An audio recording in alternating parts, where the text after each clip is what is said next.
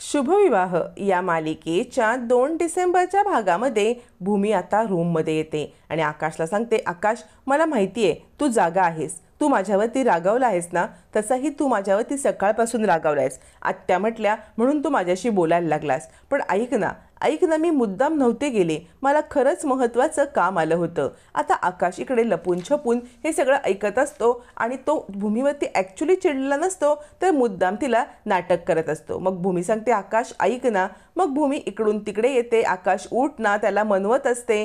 त्यावेळेला भूमी म्हणते, आकाश ऐक ना, अरे मला कसं तरी होतंय. आणि या सगळ्या गडबडीमध्ये भूमीची तब्येत बिघडते, तिला श्वास घ्यायला त्रास व्हायला लागतो, तिला धाप लागते आणि आता आकाश घाबरतो. ए सायकल राणी काय झालं, सायकल राणी काय झालं. अगं ऐक ना, मी फक्त गंमत करत होतो, मी तुझ्यावरती चिडलो वगैरे नव्हतो. अगं मला आत्तूने कधीच समजावलंय, मी तुझ्यावरती रागावलो नाही, मी फक्त तुझी गंमत करत होतो. सायकल राणी पाणी पी, तुझी तब्येत बरी आहे ना, असं म्हणत तो आता भूमीला समजवत असतो. भूमी सांगते, आकाश खरंच तू माझ्यावरती रागवला नाहीस, मला खूप आनंद झालाय, कारण तू जेव्हा माझ्याशी बोलत नाहीस ना, मला खूप वाईट वाटतं आकाश. पण मी तुला एक गोष्ट सांगू का, मी जे करते ना ते आपल्या भल्यासाठी करते आहे. या सगळ्यामध्ये तुझा फायदा आहे, तुला मी काही होऊ देणार नाही आकाश, तुला मी काही होऊ देणार नाही. असं म्हणत भूमी आकाशला मिठी मारते. आकाश विचार करतो, सायकल राणीला झालंय तरी काय. आणि आकाश म्हणतो, सायकल राणी मला काही होऊ देणार नाही म्हणजे काय, मला काही होणार आहे का. भूमी सांगते, आकाश तुला काही होणार नाही, मी काहीही होऊ देणार नाही.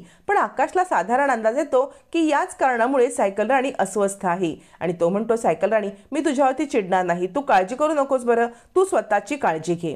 असं म्हणत तो भूमीला समजावतो खरा. दोघं जण झोपतात, पण दुसऱ्या दिवशी सकाळी पुन्हा एकदा भूमी आकाशला काही न सांगता ताबडतोब सरकारी कार्यालयात निघते. आकाश सायकल राणी असं म्हणत राहतो आणि नंतर विचार करतो, नाही सायकल राणी काल मला बोलली होती की मी तुला काही होऊ देणार नाही, म्हणजे नक्कीच काहीतरी महत्त्वाचं काम आहे म्हणून ती गेले, मला असं रागवायला नको. सायकल राणी बोलली ना की ती काहीतरी काम करते, मग म्हणून तिला जावं लागलं असेल, पण तिला स्वतःला किती त्रास होतोय, मला तिची काळजी घ्यायला पाहिजे, असा समजूतदारपणा आकाश दाखवतो. तोपर्यंत भूमी आता सरकारी कार्यालयात येऊन आमच्या घरावरती ही जप्ती आलेली चुकीची आहे असं सांगत असते. प्रशांत सांगत असतो की गेली 30 वर्ष आम्ही त्याच घरात राहतोय आणि ते घर म्हणजे आमचं पहिल्यापासूनचं घर आहे, त्यामुळे आत्ता कसं काय हे इल्लीगल होऊ शकतं. यावरती सरकारी ऑफिसर म्हणतात, मी तुमचे कागदपत्र चेक करतो, खरं तर तुमची जमीन ही शेत जमीन म्हणून आहे आणि त्याच्यावरती काही इल्लीगल असण्याचं काही गरजच नाही आहे, पण आमचा लेटेस्ट सर्वे आहे ना, या लेटेस्ट सर्वेमध्ये तुमचं घर इल्लीगल जाहीर झालंय. यावरती भूमी म्हणते, पण ह्याच्या आधी पण सर्वे झाले असतीलच ना, मग त्या सर्वेमध्ये आमचं घर बरोबर कसं होतं.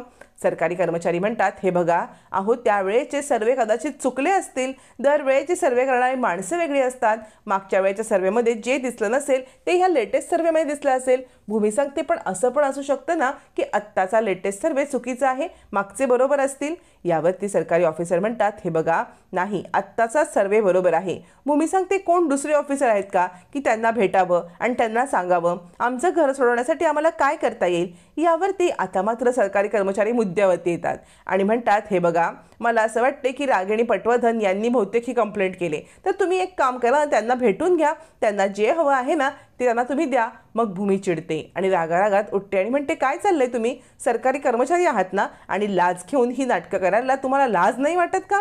यावरती कर्मचारी म्हणतात, हे बघा मॅडम तुम्ही आमच्यावरती घाणेरडे आरोप करू नका, हा लाज वगैरे आम्ही काही घेतलेलं नाही आहेत. भूमी सांगते, बघते ना मी माहितीच्या अधिकाराखाली मी सगळी माहिती मागून तुम्हाला कोर्टात नाही खेचलं ना तर नाव नाही सांगणार. आमचं घर इल्लीगल नाही आहे, पैसे घेऊन तुम्ही ते पाडण्याचा प्रयत्न करताय हे मी कोर्टात सिद्ध करेन, तुम्हाला मी कोर्टात खेचेन. असं म्हणत भूमी त्या ऑफिसरला धमकी द्यायला लागते. प्रशांतीला समजवतो, ताई चल आपण नंतर बघू काय ते, इथे थांबण्यामध्ये अर्थ नाही, यांच्याशी बोलण्यामध्ये काहीच अर्थ नाही. असं म्हणत प्रशांत भूमीला समजवतो आणि तिकडून बाहेर घेऊन जातो, कारण इथे म्हणजे दगडावरती डोकं आपटण्यासारखंच असतं.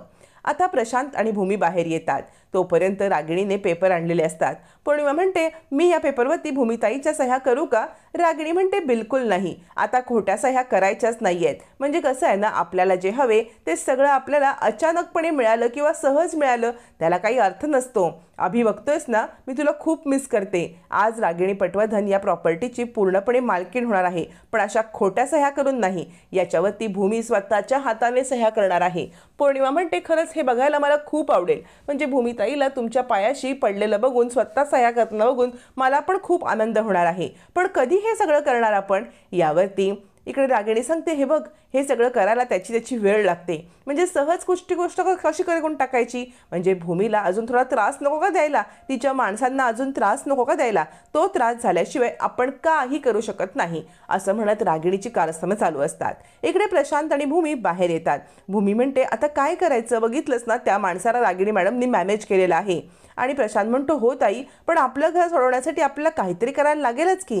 तितक्यात भूमीला माधवरावांचा कॉल येतो. भूमी तो कॉल उचलते आणि म्हणते, बाबा अहो आम्ही इकडे आलोय. यावरती माधवराव म्हणतात, काही झालं का काम? भूमी म्हणते, नाही अजून, पण होईल, तुम्ही काळजी करू नका.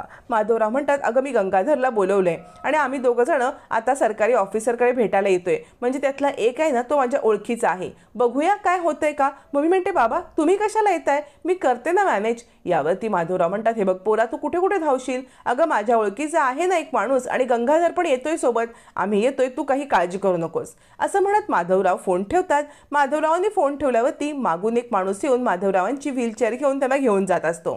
माधवरावांना वाटतं की गंगाधर आहे. गंगाधर त्याच ठिकाणी येणार असतो. माधवराव म्हणतात, गंगाधर अरे कुठे होतास? चल आता आपल्याला ऑफिसमध्ये जायचं आहे. पण गंगाधर म्हणजे तो माणूस काही बोलत नाही. माधवराव म्हणतात, अरे इतक्या फास्ट मला का नेतोयस? गंगाधर, आणि तू का नेतोयस? तू रिक्षा आणायला गेला होतास ना, आपण रिक्षेने जाऊया ना. अरे गंगाधर बोल ना काहीतरी, बोल ना काहीतरी. असं म्हणत असताना माधवरावांच्या लक्षात येतं की आपल्यासोबत खूप मोठा स्कॅम झालेला आहे. हा आता इकडे गंगाधर नसून कोणतरी वेगळीच व्यक्ती आहे, आणि त्या व्यक्तीने येणाऱ्या ट्रकच्या रस्त्यावरती खाच खळग्यामध्ये माधवरावांची आता व्हीलचेअर ठेवून निघून गेलेला असतो. माधवरावांना हालचालच करता येत नसते, कारण व्हीलचेअरचे व्हील हे खड्ड्यामध्ये अडकलेले असतात. माधवराव वाचवा वाचवा, पण त्या रस्त्याला कुणी नसतं. तितक्यात भूमी येते, माधवरावांना साईडला खेचून येते आणि म्हणते, बाबा अहो काय हे? माधवराव म्हणतात, अगं मला कळलंच नाही. कोणीतरी गंगाधर समजून, मला वाटलं मागून एक माणूस आला, मी गंगाधर समजलो. त्याने मला असं इथे आणून टाकलं. मला व्हीलचेअर हलवता पण येईना. मला खरंच काही कळलं नाही भूमी, काय झालंय? याच्यावरती भूमी सांगते, बाबा तुम्ही शांत व्हा बरं. माधवराव म्हणतात, अगं गंगाधर येणार होता, त्याच ठिकाणी हा माणूस आला. तितक्यात तिथे गंगाधर येतो आणि म्हणतो, काय रे तू इकडे कुठे? मी तिकडे तुझी वाट पाहतोय. गंगाधर म्हणतो, अहो माधवराव इकडे कुठे आलात तुम्ही? माधवराव म्हणतात, गंगाधर अरे माझ्यासोबत खूप मोठा गोंधळ झालेला आहे. भूमी सांगते, काका आत्ता ही सगळं बोलण्याची वेळ नाहीये, मी तुम्हाला सविस्तर समजावते, पण तुम्ही एक काम करा, बाबांना घेऊन घरी जा. याच्यावरती गंगाधर काका म्हणतात, अगं भूमी पण झालंय तरी काय? भूमी सांगते, काका मी सांगते ना नंतर, आत्ता मला घरी जायला पाहिजे. आणि तितक्यात रागिणीचा भूमीला कॉल येतो. रागिणी म्हणते, काय ग भूमी, ट्रक अगदी बाजूने गेला ना? नशीब वरतून नाही गेला, तू तिथे होतीस ना. पण एक लक्षात ठेव, असंच जर आत्तापर्यंत माझ्याकडे जसे पुरावे पोहोचले नाहीत ना, अजूनही पुरावे जर पोहोचले नाही तर एक एक करत सगळ्यांची हीच अवस्था होईल भूमी, आणि हे करायला मला काही कठीण जाणार नाही. भूमी सांगते, आत्या काय करताय तुम्ही? याच्यावरती रागिणी म्हणते, हे बघ आज तुझ्या वडिलांच्या बाजूने ट्रक गेलाय, पण जास्त टिवटिव केलीस, माझ्यापर्यंत पुरावे नाही पोहोचवलेस तर हाच ट्रक त्यांच्यावरून जाईल, अंगावरून जाईल, एवढं मात्र लक्षात ठेव. असं म्हणत रागिणी भूमीला जवळजवळ धमकीच देत असते. आता भूमीला इकडे आड तिकडे विहीर अशी कंडिशन झाली असताना भूमीवरती अजून एक वार होणार असतो. माधवरावांना सुखरूप घरी पाठवल्यावरती भूमी आता रागिणीचा फोन ठेवते आणि तितक्यात पुन्हा तिचा फोन वाजतो. भूमी फोन उचलते आणि भयानक बातमी ऐकून भूमी हादरते. भूमी सांगते, काय? आणि भूमीला आता काय करावं कळत नाही. धावत पळत ती घराच्या दिशेने यायला निघते. रागिणीने तिचा दुसरा वार केलेला असतो. आता मात्र भूमी हतबल होते, धावत पळत घरी येते. घरी येऊन पाहते तर काय, घरातलं सगळं सामान रस्त्यावरती काढलेलं असतं. माधवरावांच्या घरावरती जप्ती आलेली असते आणि जप्ती आणणारी माणसं सगळं सामान काढून बाहेर फेकून देत असतात. इकडे नीलांबरी डोक्याला हात लावून रडत असते. माधवरावांकडे हे दृश्य पाहण्याशिवाय दुसरा कोणताही पर्याय नसतो. म्हातारपणामध्ये ज्याच घराचा आधार वाटावा त्याच घरातून रागिणीने त्यांना बेकायदेशीर ठरवत घराबाहेर हाकललेलं असतं. आणि ऑफिसर सांगत असतात, चला चला लवकर सामान बाहेर काढा, सील करायचं आहे. माधवराव, नीलांबरी आणि भूमी हतबल होऊन हे सगळं पाहत असतात. याच्यामध्ये काही करता पण येत नसतं, कारण करविता ही सगळी आता रागिणी असते. रागिणीला पुरावा दिल्याशिवाय दुसरं काही होणार नसतं. रागिणी हा तमाशा बघायला स्वतःची गाडी घेऊन बाहेर उभी असते आणि सगळा तमाशा स्वतःच्या डोळ्यांनी पाहत असते आणि तिला आनंदाच्या उकळ्या फुटत असतात. अखेर आता रस्त्यावरती आलेले माधवराव, त्यांचं सामान, नीलांबरी, भूमी यांना घेण्यासाठी आता तिकडे गंगाधर येतो. गंगाधर म्हणतोय, बघ तू इथे राहायचं नाही, तू माझ्या घरी राहायचं आहे. यावरती आता भूमी सांगते, बाबा काहीतरी आपल्याला करायलाच पाहिजे ना. याच्यावरती गंगाधरच्या घरी जाण्यासाठी माधवराव नकार द्या. गंगाधर म्हणतो, मी मित्र आहे ना तुझा, चल आत्ताच्या आत्ता माझ्या घरी चल. रागिणी तमाशा पाहत असते आणि तिला आनंद होत असतो. अखेर आता गंगाधरच्या घरी जाण्यासाठी माधवराव तयार होतात. आता गंगाधरच्या घरी माधवराव गेल्यावरती इकडे आता रागिणीचा नेक्स्ट डाव काय असणार आणि या डावाला भूमी कशी पुरून उरणार हे पाहणं रंजक ठरणार आहे.